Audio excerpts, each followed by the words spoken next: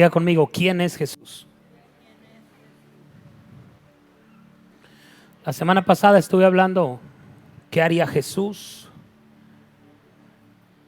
Estuve hablando el domingo en la tarde y el miércoles de fariseos modernos. Tengo todavía algunas cosas que decirle al respecto, pero fui sorprendido anoche con esta palabra y no sé si hable de lo mismo también en la tarde, pero quiero comenzar hoy con esto. ¿Quién es Jesús? Estoy hablando acerca de una iglesia en la cultura de Jesús, una iglesia que piense como Jesús, que actúe como Jesús, que sea Jesús en la tierra.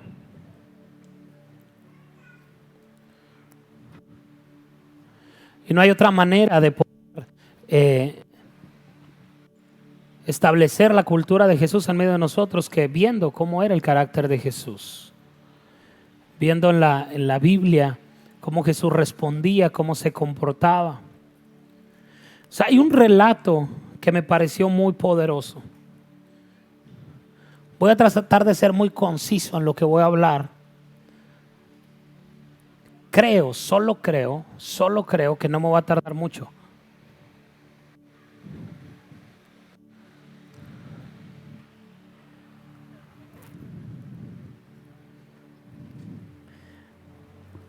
Todo el día de ayer estuve con una sensación en mi espíritu de que algo poderoso va a suceder en los próximos días.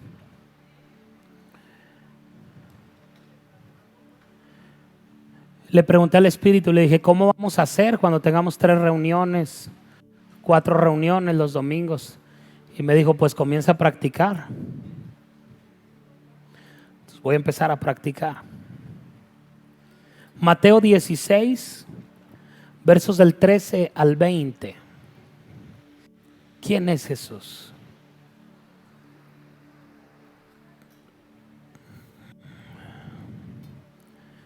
Mateo 16, versos 13 al 20. Dice, viniendo Jesús a la región de...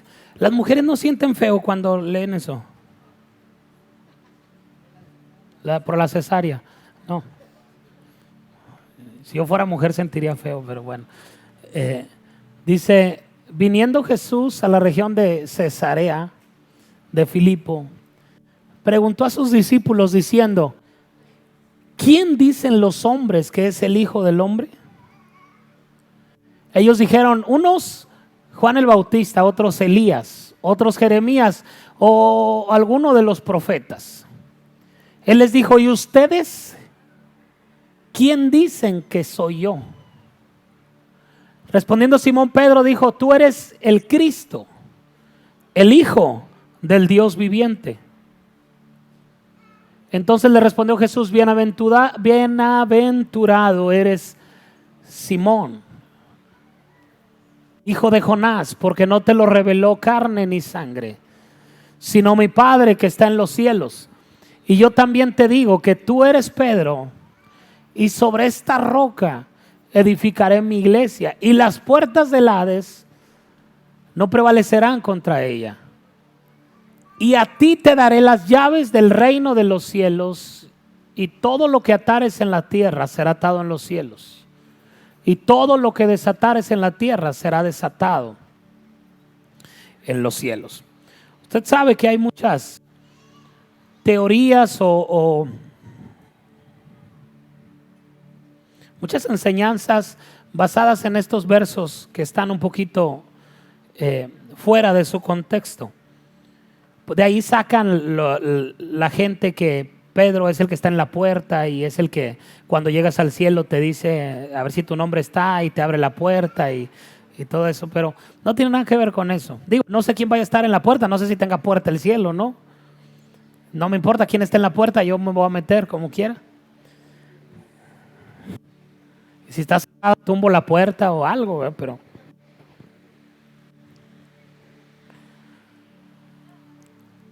Regrésame desde el inicio, por favor. Jesús primero pregunta,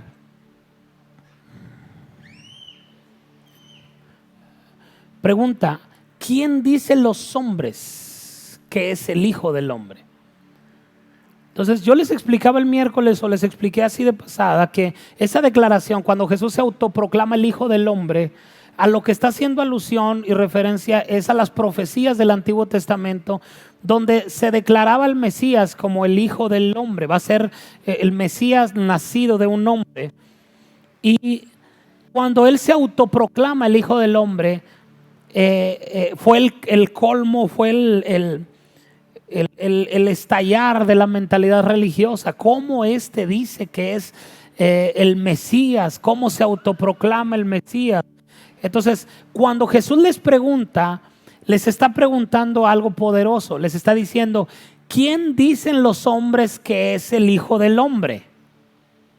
No, ¿quién dicen los hombres que es el carpintero, o el hijo de María, o el hermano? Sino, ¿quién dicen los hombres que es el Hijo del Hombre? O sea, Él está preguntando acerca de su deidad, no de su humanidad. Ok, el siguiente verso, el 14, le da la respuesta, ¿verdad? Algunos decían que era Juan el Bautista, otros que Elías, pero había una en la que todos concordaban, porque decían: Él es un profeta. Entonces, hasta cierta manera tenían razón, porque era un profeta, pero no vino en calidad de profeta, aunque profetizaba. Pero llega el momento en el verso 15 que hace una pregunta que es la que quiero hoy basar lo que le voy a compartir. Él les dice: ¿y ustedes quién dicen que soy yo? Ok. Hay un juego de palabras aquí que quiero que usted me entienda. No les está diciendo para ti o en ti quién soy yo. No le está diciendo: Pedro, ¿tú qué piensas que soy yo? No. Lo que Jesús quería saber es: ustedes, ¿qué le están diciendo a la gente acerca de mí? No es para ti quién soy yo, sino qué es el Jesús, o cuál es el Jesús que tú estás proyectando a la gente. Lo que a Jesús le interesaba no era tanto la conclusión de Pedro o de Juan o de Santiago. ¿Qué piensan ustedes de mí? No, a mí no me interesa lo que tú piensas de mí. Lo que me interesa es: ¿qué le estás diciendo a la gente que soy yo? ¿Quién dicen que soy yo? Con su actuar, con su caminar, con su hablar, con su pensar, con su manera de relacionarse con la gente. ¿Cuál es el Jesús que están proyectando? Y yo creo firmemente que hoy en día esa es la pregunta de Jesús a la iglesia. ¿Quién dicen ustedes que soy yo? ¿Cuál es el Jesús que la iglesia está proyectando? ¿Cuál es la cultura que como iglesia estamos desarrollando?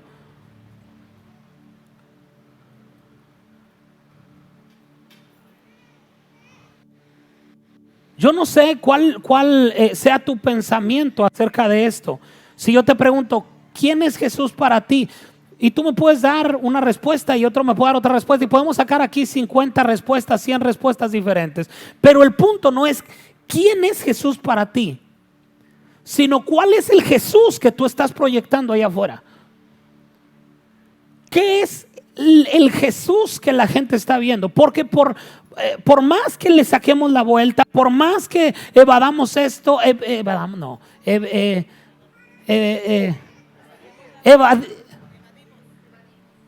por más que evadimos, por más que tratemos de evadir, ahí Fabián, lo editas, por favor. Por más que tratemos de evadir esta situación, la gente no va a ver otro Dios que el que vea en nosotros. ¿Sí? Porque la iglesia se quita el peso de encima diciendo: no me veas a mí, ve a Dios, yo soy faltoso, yo me equivoco, yo no niguas. No, ¿cuál que yo soy faltoso? Tú eres el que me está hablando de Dios. Dios no vino y me habló Él. Tú eres el que me está hablando de Dios. Entonces yo necesito ver a Dios en ti. Yo necesito ver a Jesús en ti. Yo necesito ver la cultura del Jesús que me está hablando en ti. O sea, es como dar una conferencia antitabaco y decir las causas devastadoras de fumar. produce cáncer, ¿qué más se dañan? Los pulmones, y todos los dientes se ponen amarillos, mal aliento, mal todo. Y puedes terminar la conferencia y decir, por último quiero decirles, mis queridos educandos, no fumen, por favor. Se termina la clase, prendes un cigarro, te sales fumando. ¿Tú le creerías a alguien que te está enseñando a no fumar y que fuma? Entonces, ¿por qué? Le estamos hablando a la gente de un Cristo que no está en nosotros. Un Cristo que no practicamos, que no se puede ver. Entonces, cuando nosotros comenzamos a hablarle a la gente de Dios, la gente ve a Dios a través de nosotros. Entonces no podemos evadir esa responsabilidad, tenemos que enfrentarla. Entonces es lo que Jesús le está diciendo a los discípulos. Ustedes, ¿qué clase de Jesús le están mostrando a la gente? ¿Te acuerdas cuando Pedro negó a Jesús? ¿Por qué? ¿Has leído esos relatos? ¿Por qué él tuvo que negar a Jesús? Porque la gente lo reconoció. Volteó a verlo, lo escuchó hablar, dijo, hey, tú hablas como él. Tú andabas con Jesús, ¿verdad?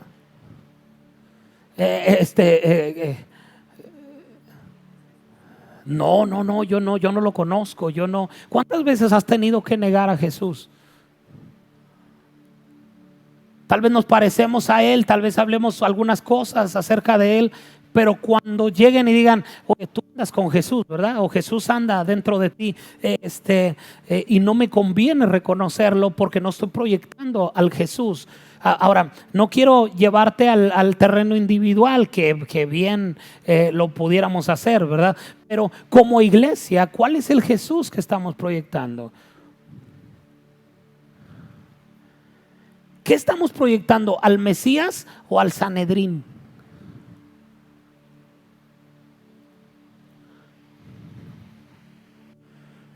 Alguien se acordó de Egipto, ¿verdad? Alguien diga, ya vengo de allá, de ese mundo malo.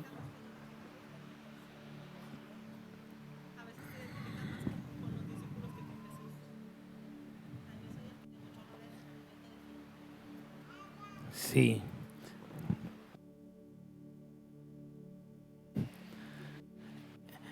¿Cuál es el Jesús que estamos proyectando? O sea, ¿la iglesia parece más a un reformador o se parece más a una organización política? ¿O a un caudillo que vino a producir una revuelta? Porque Jesús no era alguien que vino a producir una revuelta, vino a establecer una reforma. Es diferente, una reforma a una revuelta. Yo puedo venir acá y producir una revuelta y creer que por eso estoy produciendo una reforma. Pero la iglesia ha sido, yo he estado insistiendo mucho en este asunto. La iglesia, Mateo 5, versos 13 y 14, dice que nosotros somos la sal de la tierra y la luz del mundo. No la sal de la iglesia y la luz de la iglesia, sino la luz y la sal de la tierra y del mundo. Donde hemos sido llamados a alumbrar es allá, no aquí adentro solamente. Es fácil alumbrar, aunque tengas poquita luz, te juntas con otro que tiene mucha luz y son puros reflectores y vas a alumbrar. Dice, entre todos estamos alumbrando la ciudad. El problema es cuando estés allá afuera, sigues siendo luz, sigues siendo sal, sigues alumbrando. Entonces ese es el problema hoy en día de la iglesia. La cultura de la iglesia está más relacionada con una organización política religiosa que con una cultura o una contracultura que Jesús vino a establecer. Nos parecemos más a los fariseos, nos parecemos más a los saduceos, al Sanedrín, que al reformador que vino a establecer una cultura. Entonces Jesús les pregunta, ¿quién dicen ustedes que yo soy? ¿Cuál es el Jesús que están proyectando? ¿Cuál es el Jesús que están evidenciando ustedes? Entonces, cuando Pedro le contesta en el verso, ¿dónde estoy? Regrésame a Mateo 16, ¿qué es el verso 15? Sí, ¿verdad? 16. Verso 16. Dice, respondiendo Simón Pedro dijo, tú eres el Cristo. Esa declaración está poderosa. Hasta ese momento Jesús es conocido como Jesús. A partir de ese momento Pedro dice algo que nadie se había atrevido a decir. Dice, o sea, hasta ese momento Jesús se autoproclamaba el Hijo del Hombre. Decía, yo soy el Mesías, yo soy el Hijo del Hombre. Pero nadie lo había reconocido como tal. En ese momento Pedro lo nombra Cristo por primera vez. Entonces ahí hay un cambio, ahí hay una reforma establecida. Ya no lo está diciendo Jesús, ahora lo está diciendo un hombre. Ahora lo está diciendo un discípulo. Dice, tú eres el Cristo. ¿Dónde estoy? Tú eres el Cristo, el Hijo del Dios viviente. Ok, la palabra Jesús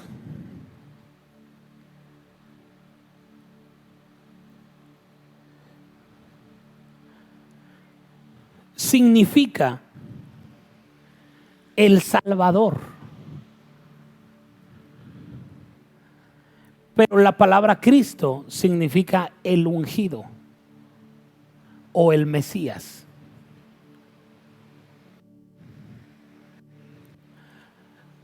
Para los hombres, Jesús, así le puso, María le puso a su hijo Jesús.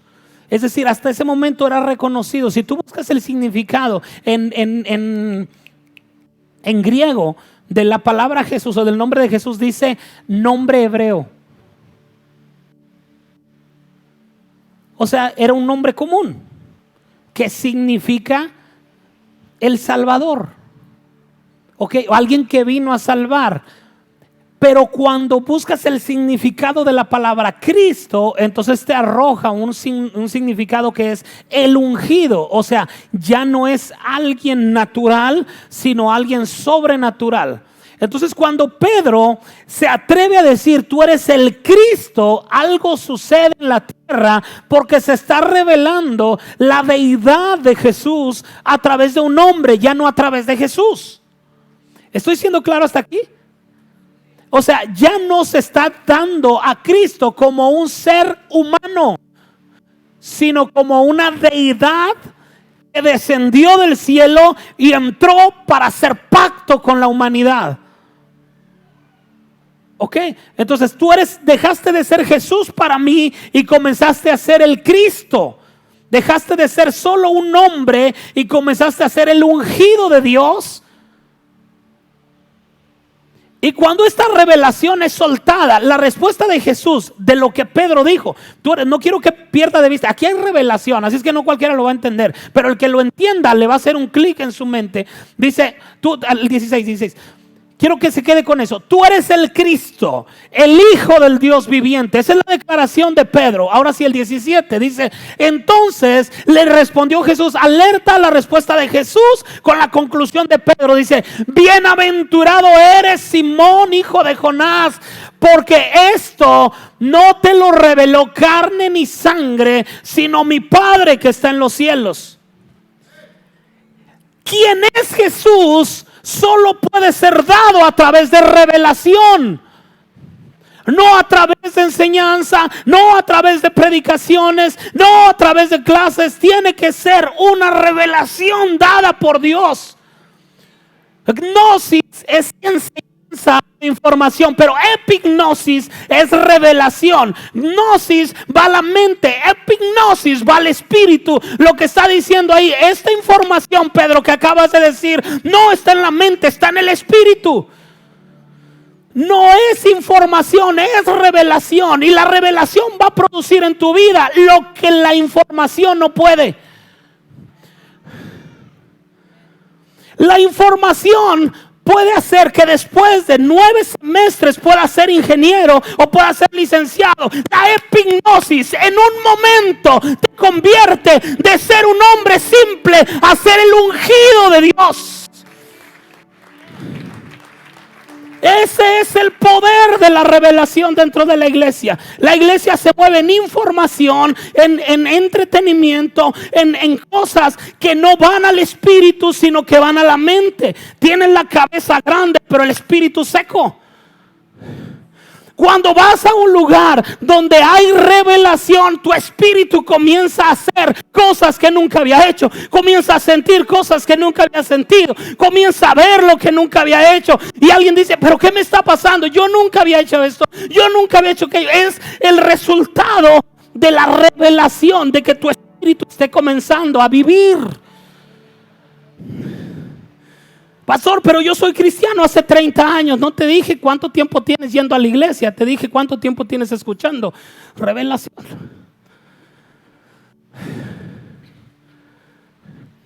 Cuando Jesús deja de ser información, deja de ser un personaje histórico de la Biblia y comienza a ser revelación. Comienza a ser carne que lo puedes comer. Comienza a ser sangre que lo puedes beber. Comienza a ser parte de ti, parte de tu cuerpo, parte de tu ser. Entonces comienzas a mostrar el Jesús real de la Biblia. Deja de ser Jesús y comienza a ser el Cristo. Mira, ve conmigo a Juan 6.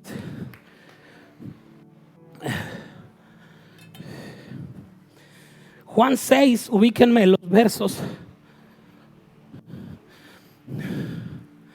Déjenme les digo. Qué poderosa es la revelación. ¿Alguien está aprendiendo algo hoy?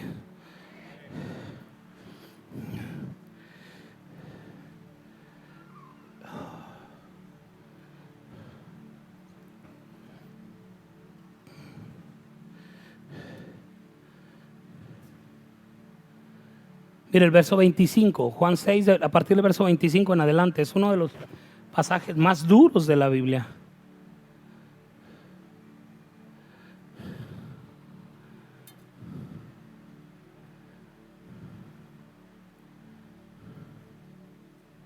Bueno, ponme el verso 41.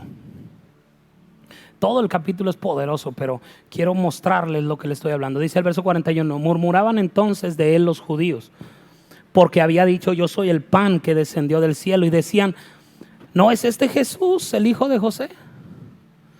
No tenían revelación de quién era Jesús. No sabían quién era. Ellos veían al hijo de José, al hijo de María, al carpintero. Veían a la persona natural. Verso 42, y decían, ¿no es este Jesús el hijo de José, cuyo padre y madre nosotros conocemos? ¿Cómo pues dice este que del cielo ha descendido? Jesús respondió y les dijo, no murmuren entre ustedes. Ninguno puede venir a mí si el Padre que me envió no lo trajera. Y yo le resucitaré en el día postrero. Escrito está en los profetas. Y serán todos enseñados por Dios. Así que todo aquel que oyó al Padre y aprendió de él viene a mí. No que alguno haya visto al Padre, sino aquel que vino de Dios. Este ha visto al Padre. De cierto les digo, el que cree en mí tiene vida eterna. Yo soy el pan de vida.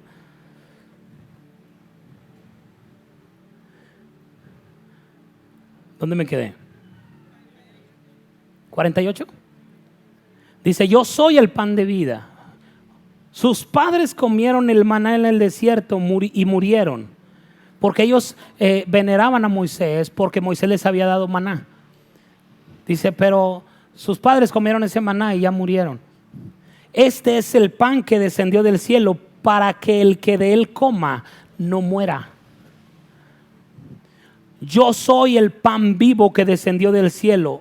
Si alguno comiere de este pan, vivirá para siempre. Y el pan que yo daré es mi carne, la cual yo daré por la vida del mundo. Entonces los judíos contendían entre sí diciendo, ¿cómo puede este darnos a comer su carne? Jesús les dijo, de cierto les digo, aquí está poderoso. Dice, si no comen la carne del Hijo del Hombre y beben su sangre, no tienen vida en ustedes. El que come mi carne y bebe mi sangre tiene vida eterna, y yo le resucitaré en el día postrero, porque mi carne es verdadera comida, mi sangre es verdadera bebida. El que come mi carne y bebe mi sangre en mí permanece y yo en él. como me envió el Padre viviente y yo vivo por el Padre, asimismo el que me come, él también vivirá por mí. Este es el pan que descendió del cielo, no como sus padres comieron el maná. Les está derrumbando algo poderoso a los judíos, porque Moisés era lo máximo, el maná era el máximo símbolo del respaldo de Dios para los judíos. Y les está diciendo: no como sus padres comieron el maná y murieron, el que come de este pan vivirá para siempre, vivirá eternamente. Estas cosas dijo en la sinagoga y enseñando en Capernaum. Pero mire el verso 60, dice: al oírla, muchos de sus discípulos dijeron. No está diciéndolo la multitud, está diciéndolo sus discípulos, los cercanos, los que estaban cerca de él. Dijeron: dura es esta palabra, ¿quién la puede oír? O sea, les calaban los oídos, les chillaban los oídos nomás de escuchar lo que Jesús estaba diciendo. Dice: ¿quién la puede oír? Sabiendo Jesús en sí mismo que sus discípulos murmuraban esto, les dijo: ¿esto les ofende?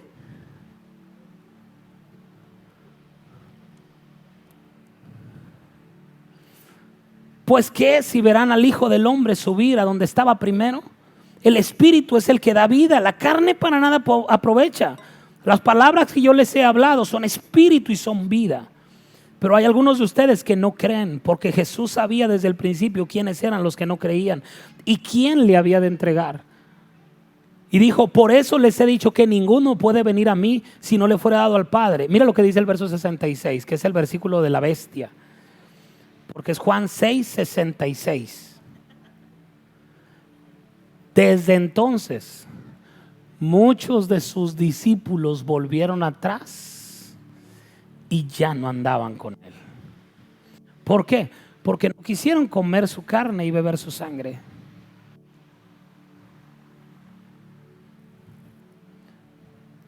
Porque es bien fácil hablar de un Jesús que no vive dentro de ti. Hablar de un Jesús, decía un sobrino de nosotros cuando era niño, decía: el Jesús que trabaja en la Biblia. Oye, pa, y le preguntó a mi hermano: y Jesús, no sé qué, dice: ¿cuál Jesús, hijo? El que trabaja en la Biblia. El Jesús que trabaja en la Biblia se sale de la Biblia y comienza a vivir en nosotros, porque comemos su carne y bebemos su sangre. Eso no cualquiera lo puede hacer. Establecer la cultura de Jesús dentro de la iglesia es que Jesús viva en la iglesia, que Cristo sea formado en la iglesia. Entonces, la situación aquí es: Jesús le está preguntando: ¿quién dicen ustedes que yo soy? Y Pedro le dice: tú eres el Cristo, el Hijo del Dios viviente. Entonces, respuesta de Jesús todavía es más fuerte, o le da la relevancia que debe la declaración de Pedro. Si nosotros leemos la declaración de Pedro, lo tomamos como algo normal, algo natural, muy predicado, muy trillado, eso, muy hablado. Pero cuando Jesús hace referencia a lo que Pedro dijo, entonces decimos: hay que ponerle atención a esto. Porque dice: bienaventurado eres, Simón, hijo de Jonás, porque esto no te lo reveló ni carne ni sangre. Hay una, ¿qué puedo decir? Una teoría o una tendencia a creer algo que es poderoso.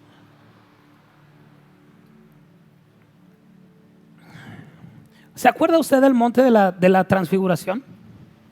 De esa experiencia que tuvieron sobrenatural. Va al monte de la transfiguración y dice que ven a Jesús, y luego ven a Elías y ven a Moisés ahí, y Pedro los reconoció. ¿Cómo supo Pedro que eran Moisés y Elías? Si cuando Pedro nació, hacía cientos de años habían vivido los otros dos, y no había Facebook, ni cámaras fotográficas, ni nada. ¿Cómo supo que eran Moisés y Elías? Pues ¿cómo supo? Dile a la persona que está a tu lado, dile: pues ¿cómo supo? Probablemente Pedro Porque después en sus cartas Pedro deja entrever que él fue llevado por Jesús al cielo y tuvo experiencias con Dios de una manera sobrenatural. Entonces probablemente en esa experiencia, dicen los teólogos, cuando él estuvo allá, vio a Moisés, vio a Elías, y le fue revelado quién era Jesús. Porque solo a través de una experiencia sobrenatural es que puede serte revelado quién es Jesús. La iglesia hoy en día necesita revelación de quién es Jesús. Y ahora viene algo que te va pues a lo mejor no te va a volar la tapa de los sesos, pero te va a ubicar para que sepas qué responder.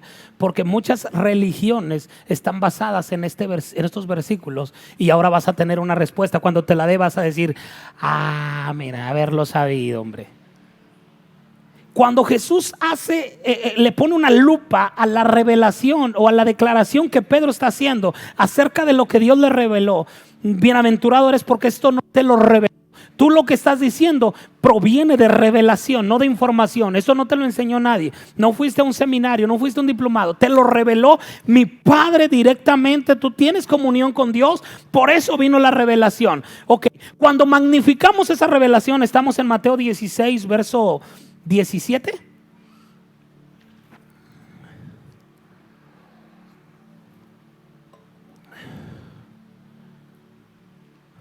El 18. Mire lo que dice a continuación. Cuando le habla acerca de cuál revelación está hablando Jesús. Ayúdame. ¿De qué revelación está hablando Jesús? De quién es Jesús, de quién es Él. O sea, esta revelación, Pedro, esta declaración que acabas de decir, está basada en una revelación que mi Padre dio. ¿Cuál es esa revelación? ¿Quién soy yo? Y yo también te digo que tú eres Pedro, y sobre esta revelación debe ser edificada la iglesia. Oh, pensé que, bueno, a lo mejor no le eché mucho. Debí de haber echado más crema a los tacos, ¿verdad? Estoy tirando aquí como unas 15 religiones. Y usted se quedó así como que eso ya lo sabía. No, la iglesia no está fundamentada en Pedro, sino en la revelación de quién es Jesús. Hay alguien aquí predicando a la gente colecta. Es que así dicen en enlace, ¿verdad? Los puertorriqueños. Sí, tengo que hablar en otro idioma para despertarlos, ¿verdad? Che, le estoy predicando a la gente correcta.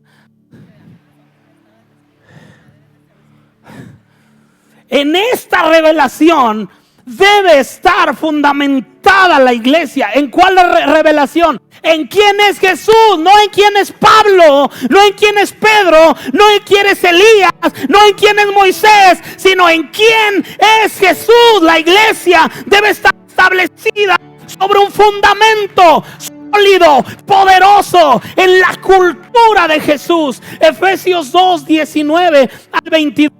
Son unos versículos poderosos que a mí siempre me han golpeado mucho mi corazón. Efesios 2, 19 al 22 dice: de modo que ya no son extranjeros ni advenedizos, sino conciudadanos de los santos y miembros de la familia de Dios, edificados plantados sobre el fundamento de apóstoles y profetas, siendo la principal piedra del ángulo Jesucristo mismo. Jesucristo mismo. La piedra del ángulo no es Pablo, la piedra del ángulo no es Moisés, la piedra más profunda no es una doctrina, la piedra más profunda no es una predicación, la piedra más profunda es alguien, no es algo, no es un libro, es alguien, es Jesús. El fundamento de la iglesia es Cristo. La roca en la que la iglesia está cimentada es Cristo. en quien todo el edificio, bien coordinado. Mira, si Jesús es la piedra del ángulo, lo único que tienes que hacer es coordinar. El edificio va a crecer. Tú nomás administra, coordina, toma buenas decisiones, autoriza cosas, firma, toma decisión de esto, vamos a hacer esto, vamos a comprar este equipo, vamos a comprar esta iluminación, vamos a cambiar esto, vamos a cambiar aquello. Tú coordinas. ¿Por qué? Porque la piedra del ángulo es Jesús. La piedra de nuestro ángulo no es una doctrina, porque las doctrinas son hechas de hombres. La piedra del ángulo es Jesús. Alguien diga: mi fundamento es Cristo. Pero se fija que a través de la revelación cobra otra dimensión esa declaración, porque todo el tiempo hemos dicho que nuestro fundamento es Cristo, pero ahora lo dices y como que tiene un cuerpo, tiene un peso, tiene sustancia, tiene adentro. Ese es mi fundamento, es Cristo. Pero no es el Cristo te ama, el Cristo es la respuesta. El Dios es amor, es el que me como la carne de Cristo, me bebo la sangre de Cristo. Ahora entendemos qué significa la mesa del Señor. Comer su carne, beber su sangre y vivir. Ahora ya no vivo yo, sino que Cristo vive en mí. Y la vida que ahora vivo en la carne, la vivo en la fe del Hijo de Dios, el cual me amó y se entregó a sí mismo por mí. ¿Alguien puede decir amén a eso? ¿Alguien puede celebrar esto? ¡Oh! ¡Cristo! ¡Yeshua! Tú eres el Cristo.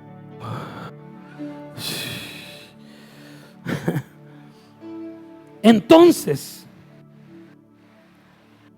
la revelación que la iglesia tenga acerca de Jesús, Eddie, será su fundamento. Voy a decir algo grosero, y pido perdón a nombre de todos los pastores groseros del mundo. Por eso muchas iglesias cerraron.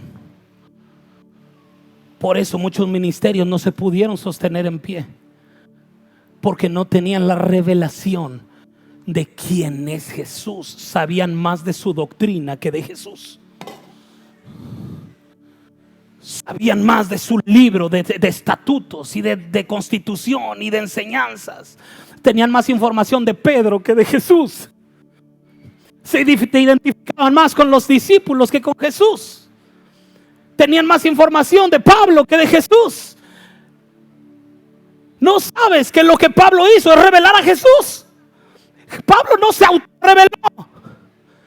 Pablo no habló de él. Y la iglesia se ha equivocado admirando y magnificando a la persona de Pablo. Y Pablo solo era quien enseñaba el camino. Dijo el apóstol Pablo: mas yo les muestro un camino más excelente. ¿Cuál es el camino más excelente? Jesús.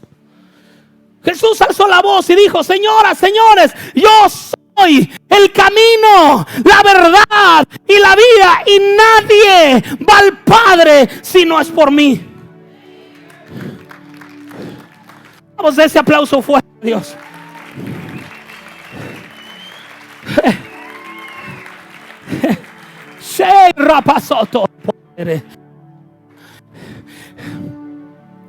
El fundamento de la iglesia, Juan, el fundamento de la iglesia no es el apóstol Pablo, es Jesús. Es Jesús. Alguien diga: es Jesús. Por eso Jesús dijo: yo soy el alfa, la omega, el principio, el fin. Yo soy el mismo de ayer, de hoy y por todos los siglos. Yo soy. Siempre ha sido Él. Siempre se trató de Él. Siempre fue Él el que vino a establecer. Sobre la revelación de Jesús está establecida la iglesia. No hay otra revelación que sustente la iglesia. Es la revelación de quién es Jesús. Ahora yo les pregunto, ¿quién dicen ustedes que es Jesús? ¿Quién le dicen a su compañero que es Jesús? ¿Quién le dicen a su vecino que es Jesús?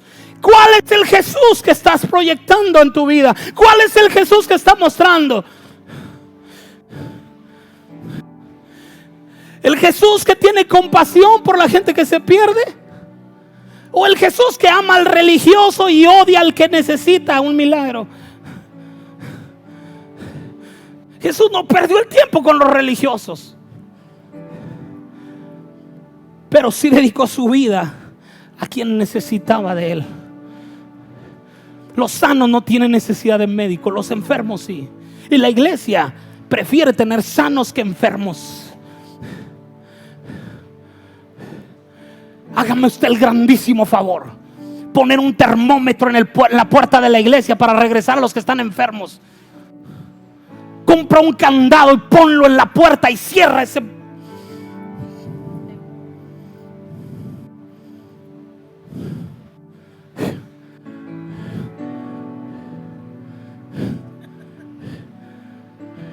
En ninguna parte, quiero que regrese el Espíritu. En ninguna parte, en ningún lugar hubo un decreto gubernamental donde dijeran que la iglesia les prohíben reunirse y que tienen que poner termómetros. Que dijeron, les aconsejamos que lo hagan. Entonces la iglesia dice, no, hay que respetar las autoridades. No tienes poder para sanar, tienes miedo.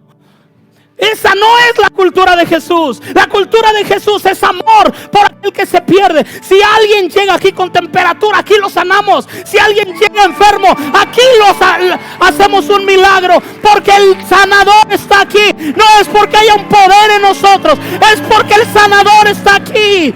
Porque Él amó al que se pierde, Él amó a la viuda, Él amó al necesitado. ¿Quién dicen ustedes que soy yo? ¡Oh! ¡Oh! ¡Oh! ¡Hey! ¡Hey! ¡Rapapasotorropo! ¡Ah! ¡Ah! ¡Ah! ¡Oh! ¡Oh!